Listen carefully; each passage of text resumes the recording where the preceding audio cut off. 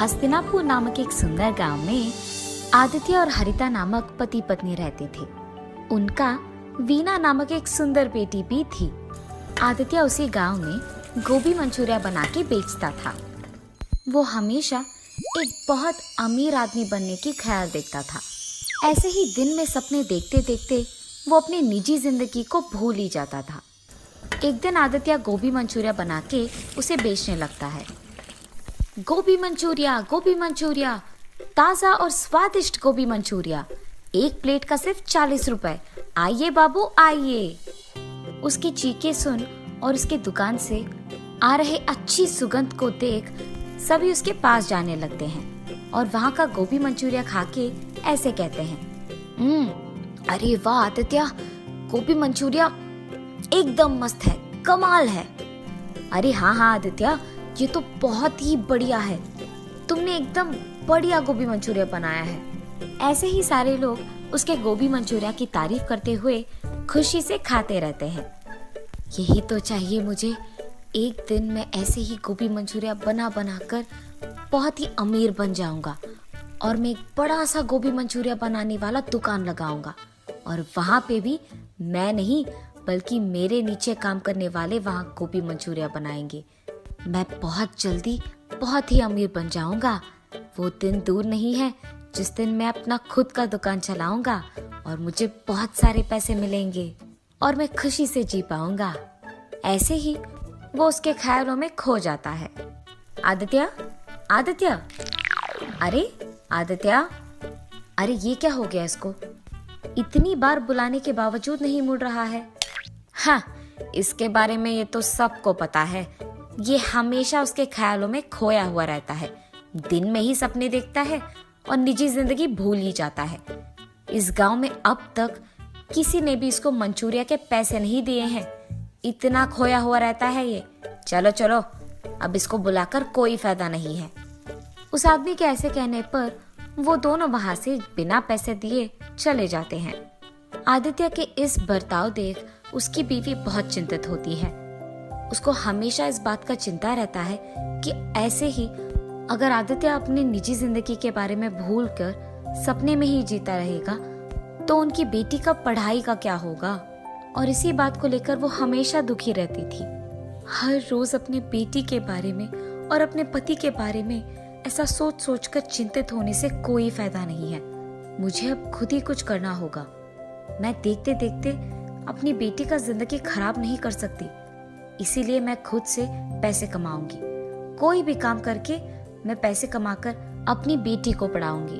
अरे हाँ, मेरे पिताजी तो उनके खेत में गोभी उगाते हैं ना, मैं भी उनकी सहायता करूंगी और ऐसे ही मैं पैसे भी कमा सकती हूँ।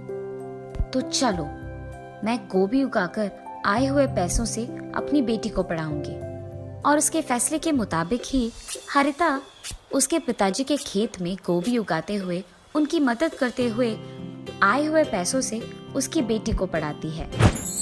ऐसे बहुत दिन बीत जाते हैं। एक दिन जब आदित्य उसके दुकान में गोभी मंचूरिया बना रहा था तो उसे एक आदमी उसके कार में उसके आगे से निकलते हुए दिख जाता है। उसे देख वो अपने आप में सोचता है, मुझे जल्द से जल्द इस गांव में सबसे अमीर बन जाना होगा और उसके बाद मैं सबसे बड़ा कार खरीदूंगा और ऐसे ही सारा दिन उस गाड़ी में घूमता ही रहूंगा। ऐसे ही ख्यालों में खोए हुए वो दिन में सपना देखने लगता है कि वो उस गाड़ी में बैठा है और पूरा गांव सैर कर रहा है। इतने में वो भूल ही जाता है कि उसने गैस पे गोभी मंचूरिया को लगा दिया और उसे बंद नहीं किया। इस कारण गोभी मंचूरिया कुछ देर बाद जलने लग जाती है और आदित्य को ये बात बिल्कुल पता नहीं चलता है। इतने में एक आदमी आदित्य के पास जाता है और उसे बुलाता है, सुनिए भाई साहब, पर आदित्य तो उसे देखता भी नहीं है। अरे ये क्या, मैं इस आदमी को बुला रहा हूँ और ये बिल्कुल नहीं सुन रहा है। मैंने सोचा कि यहाँ आकर मैं इन्हें नौकरी के लिए पूछूंगा, पर ये तो सो ही रहे हैं और जितना भी बुलाऊं उठ ही नहीं रहे हैं। पर यहाँ और कोई भी तो नहीं है, मुझे इन्हें जगाना ही होगा। हेलो भाई साहब, आप सुन रहे हैं? भाई साहब उठिए। उस आदमी के जोर से बुलाने पर आदित्य अचानक उठ जाता है। हाँ, कौन हो तुम? क्या चाहिए तुम्हें? भाई साहब, मैंने वो सोचा कि आपकी दुकान में अगर कोई काम हो तो। कोई भी काम चलेगा, मैं कुछ भी करने के लिए तैयार हूँ। मैं अपनी दुकान में काम खुद कर सकता हूँ। अरे यहाँ मैं आराम कर रहा था, अच्छा खासा एक सपने को देख रहा था और तुमने मुझे जगा दिया। चले जाओ यहाँ से, तुम्हारे कारण मेरा अच्छा सपना टूट गया। मैं तुम्हें कोई काम नहीं दूंगा। आदित्य के ऐसे कहने पर वो आदमी बहुत दुखी होता है और चुपचाप वहां से चलने ही लगता है कि इतने में उसे दुकान से जलने की बू आने लगती है। ये जलने की बू कहाँ से आ रही है और लग रहा है कि बहुत भयानक भी है। ये सोचते हुए वो इधर उधर देखने लगता है। इतने में उसको दिख जाता है कि ये बू आदित्य की दुकान से आ रही है और तुरंत वो आदित्य के पास जाकर कहता है, अरे भाई साहब, लगता है कि आपने बहुत मेहनत करके ये गोभी मंचूरिया बनाया है, पर आपने गैस बंद नहीं किया। शायद आप भूल गए होंगे। क्या? मैंने गैस बंद नहीं किया? ये कहते हुए आदित्य उसके गोभी मंचूरिया के पास भाग कर जाता है। उसे बर्बाद होते देख वो बहुत निराश होता है।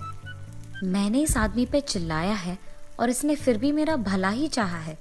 लगता है कि ये आदमी बहुत अच्छा है और नेक इंसान है।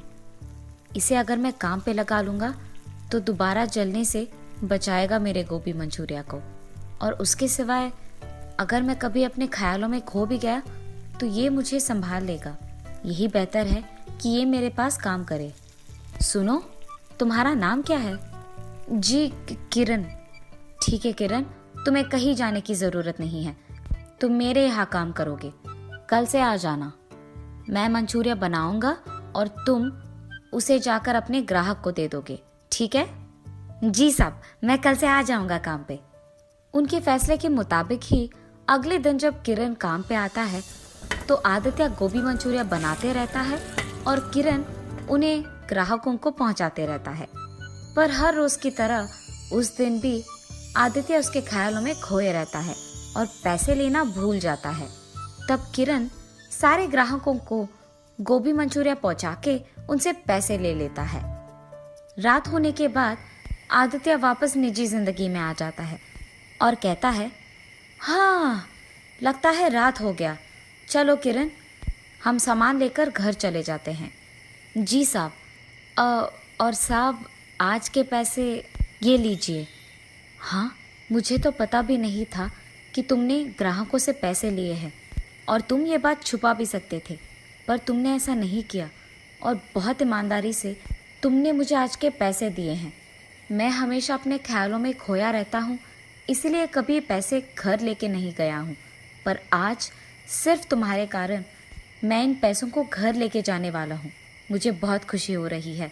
ये लो, इसमें आधा हिस्सा तुम्हारा है। ऐसे कहकर किरण को उसका हिस्सा देकर खुशी खुशी वो पैसे उसके घर लेके जाता है। घर जाते ही, ये लो हरिता, आज के पैसे। क्या? आप पैसे लेकर आए? मैंने तो सोचा ये दिन कभी नहीं आएगा जी। मुझे आज बहुत खुशी हो रही है। हरिता के ऐसे कहने पर आदित्य उसे किरण के बारे में सब कुछ बताता है। भगवान का लाख लाख शुक्र है कि आपको काम में मदद करने के लिए एक ईमानदार और नेक इंसान मिल गया। चाहे कुछ भी हो जाए, उसे काम से कभी ना निकालिए जी, ठीक है? हाँ हरिता, कभी नहीं निकालूंगा। ऐसे ही कुछ दिन बीत जाते हैं।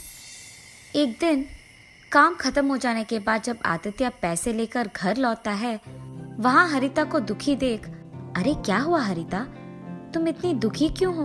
मैंने अपने पिताजी के साथ उनके खेत में गोभी उगाया था जी, पर अब मार्केट में गोभी का दाम गिर गया है। इसी कारण गोभी बेचने पर मुझे ज्यादा पैसे नहीं मिलेंगे, और तो और मेरे निवेश के पैसों में एक भी हिस्सा मुझे लौटकर वापस नहीं आएगा। मुझे डर है कि मेरा नुकसान हो जाएगा जी। अरे चिंतित मत हो हरिता, मेरे पास इसके लिए एक हल है। मैं वैसे गोभी का ही मंचूरिया बनाता हूँ ना, तो तुम्हारे उगाए हुए गोभी को लेकर अगर मैं मंचूरिया बना के बेचूंगा तो उससे ज्यादा पैसे कमा पाऊंगा। ऐसे तुम्हारा नुकसान भी नहीं होगा और हमारा भी दुकान अच्छा ही चलेगा। ठीक है जी, मुझे भी लगता है कि ये काम करेगा। गोभी सारे खेत में इकट्ठे किए हैं मैंने, आप वहां से उसे ले लीजिए। हरिता के ऐसे कहने पर वो उसके फैसले के मुताबिक ही खेत में जाकर गोभी लेकर उसे मंचूरिया बनाता है और बेचता है। कुछ दिन बीत जाने के बाद जब वो आए हुए पैसों का गिनती करता है तो बहुत सारे पैसे मिलते हैं और वो लाभ में होते हैं। वो खुशी खुशी उसके बीवी के पास जाकर उसे ये खुशखबरी देता है। क्या आप सच कह रहे हो? हमें लाभ हुआ है? मुझे बहुत खुशी है जी। इसका मतलब तो ये है कि जब भी आप ख्यालों में खोए नहीं रहते हैं तो आपका दिमाग भी बहुत तेज चलता है। मुझे तो लगा कि आप उन ख्यालों से कभी बाहर नहीं आएंगे, पर आज आपको ऐसे देखकर मुझे बहुत खुशी हो रही है। अब से हर साल मैं अपना गोभी उगाकर आपको ही दूंगी और आप ऐसे ही लाभ बनाएंगे। मंजूर है? हाँ हरिता, मंजूर है। उसके बाद आए हुए पैसों में कुछ हिस्सा आदित्य किरण को देता है और बाकी के वो अपने दुकान में निवेश के रूप में लगाता है। आदित्य जल्द ही उसका अपना दुकान लगाकर उसमें किरण के साथ गोभी मंचूरिया बना के उसे बेचने लगता है। स्वादिष्ट गोभी मंचूरिया बनाने के कारण सारे ग्राहक उसके पास ही आते हैं और बहुत ही जल्द आदित्य बहुत अमीर बन जाता है और एक बड़ा सा गाड़ी और घर खरीद के वो उसके ख्यालों को सच में बदल देता है और खुशी से जीने लगता है। किरण, आज मैं अमीर हूँ, मेरे पास गाड़ी है, बंगला है और मैं खुश हूँ। ये सब सिर्फ तुम्हारे कारण हुआ है। अगर तुम मेरे पास भरोसे के साथ काम नहीं करते और ऐसे ईमानदार और नेक नहीं होते तो शायद मैं अपने ख्यालों को सच में कभी नहीं बदल पाता। मैं तुम्हारा एहसान कभी नहीं भूल पाऊंगा। अरे साहब, आप ये क्या कह रहे हो? आपने अगर उस दिन मुझे नौकरी का ये एक मौका नहीं दिया होता तो मैं भी आपके साथ इतना ऊंचा नहीं आता और इतना मेरा जिंदगी नहीं बदल पाता। आज मेरी इस खुशी का कारण आप हैं। मुझे आपको धन्यवाद कहना चाहिए उस एक मौके के लिए। आदित्य को जल्द ही उसके गलती का एहसास होता है। ख्यालों में खोकर निजी जिंदगी को भूलना अच्छा नहीं है। ये जानकर वो तब से दिन में सपने देखना छोड़ देता है। किरण और आदित्य दोनों साथ में काम करते हुए हमेशा की तरह खुश रहते हैं।